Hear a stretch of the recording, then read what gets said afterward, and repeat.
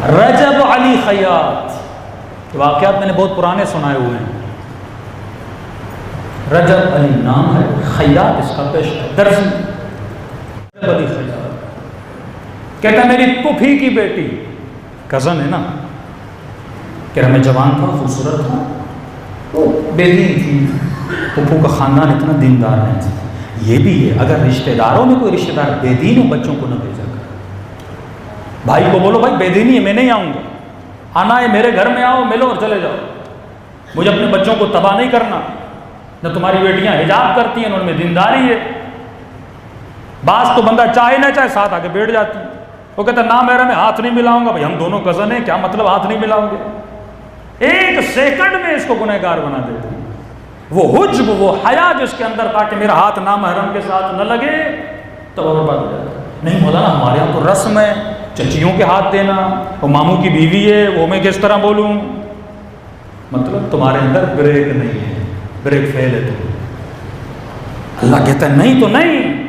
سب سے بڑا پاور اگر انسان کے پاس ہے وہ ہاں کہنا نہیں ہے، نہ کہنا ہے. اگر تو نو کہنے کی طاقت رکھتا ہے تو کامیاب ہے. حسین حسین کیوں بنا؟ کیونکہ حسین نے یزید کو نہ بولا تھا. قیمت چکائی حسین نے. رج راج یہ ملا کہ دنیا حسین کے نام پہ یہاں جمع ہے.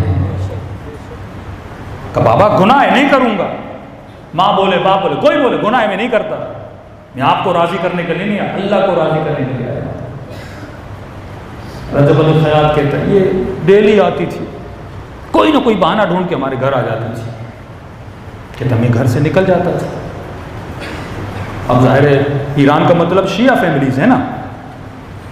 کہتا پھر دن آتے تھے ایام عزا کے تو گھر گھر میں نیاز پکتی تھی، حلیم.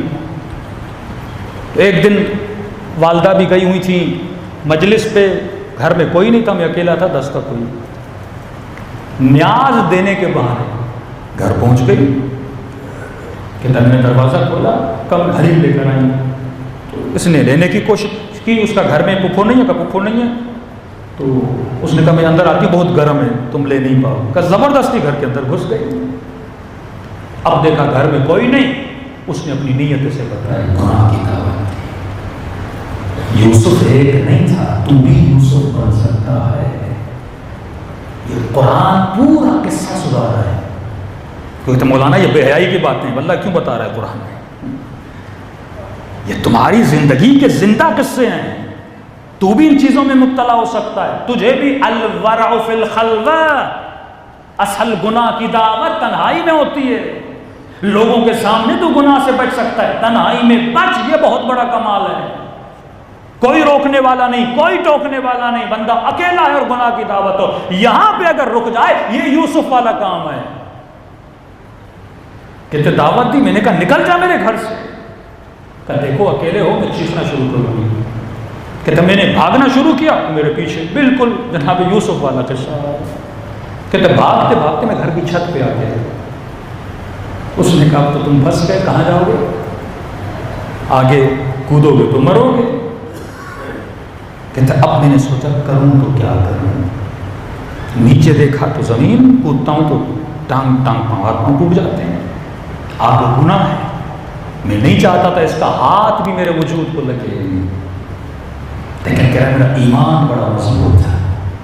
میں نے کہا اللہ نے وعدہ دیا ہے من یتق اللہ یجعل لہ مخرجا ومن یتوکل علی اللہ فہو حسبہ. قرآن کی آیت ہے جو تقوی اختیار کرتا ہے خدا وہاں سے راستہ بناتا ہے جہاں سے اس نے سوچا بھی نہیں ہے. میں نے کہا یہ تقوی ہے، میں گناہ نہیں کروں گا. کہتا ہے وہیں سے کودا. میں نے کہا مرتا ہوں تو مر جاؤں لیکن غلاظت میں اپنے بدن کو مبتلا نہیں کروں گا. رجب علی خیاط کہتا ہے جب میں نیچے گرنے لگا نا تو مجھے ایسے لگا زمین پہ پہنچنے سے پہلے کسی نے مجھے اپنی گود میں لے لیا.